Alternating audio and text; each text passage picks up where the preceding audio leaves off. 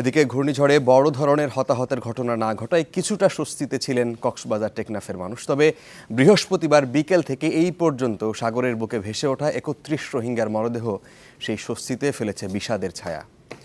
মিয়ানমারের সাথে যোগাযোগ করে সাড়া না পাওয়ায় মরদেহ দাফন করেছে টেকনাফের পুলিশ। আরও জানাচ্ছেন মাকসুদুন নবী, ক্যামেরায় ছিলেন সুকান্ত সরকার।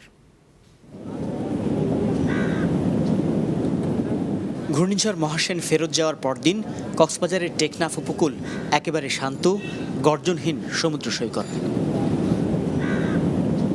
কিন্তু সেদিনের শেষবেলায় এখানে ভেসে আসে অন্তত ২৫টি লাশ। পরদিন পাওয়া যায় আরও ৬টি।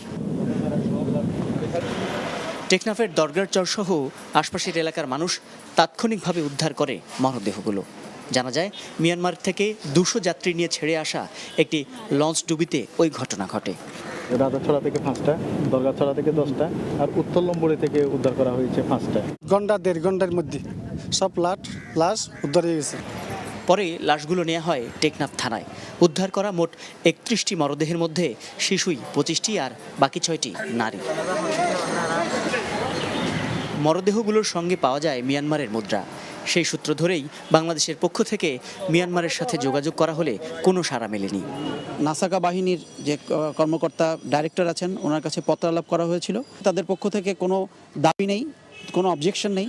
আমাদের দায়িত্ব নিয়েই যদি আমরা তাদের ধর্মীয় আচার অনুষ্ঠানটা সম্পন্ন করে এখানে দাফন করতে পারি, সেই ক্ষেত্রে তারা আমাদেরকে সেইভাবে সুপারিশ করেছে।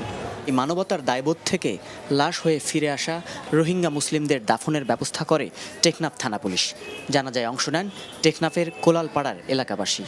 যথাযথ মর্যাদা দিয়ে আমরা ধর্মীয় অনুষ্ঠানাদি পালন করে দাফনের ব্যবস্থা করেছি। ২-৩ দিন আগের গলে পচে যাওয়া পরিচয়বিহীন মরদেহগুলো যত্নের সাথে দাফন করা হয় স্থানীয় কবরস্থানে। জাতিসংঘের বর্ণনা মতে রাষ্ট্রীয়ভাবে বিশ্বের সবচেয়ে নিগৃহীত জনগোষ্ঠী মিয়ানমারের রোহিঙ্গা সম্প্রদায়। জীবিত কিংবা মৃত কোনো অবস্থাতেই তারা মানুষের মর্যাদা পান না, সে দেশের নাগরিক হওয়া সত্ত্বেও। সুতরাং ঘূর্ণিঝড় মহাসেনে বাংলাদেশে ভেসে আসা রোহিঙ্গা মুসলিমদের মরদেহগুলো ফেরত নেওয়ার ব্যাপারে মিয়ানমার সরকার কোনো সাড়া না দিয়ে আবারও প্রমাণ করল যে তারা রোহিঙ্গা মুসলিমদের ব্যাপারে কতটা অমানবিক। মাকসুদুন নবী, চ্যানেল 24, টেকনাফ, কক্সবাজার।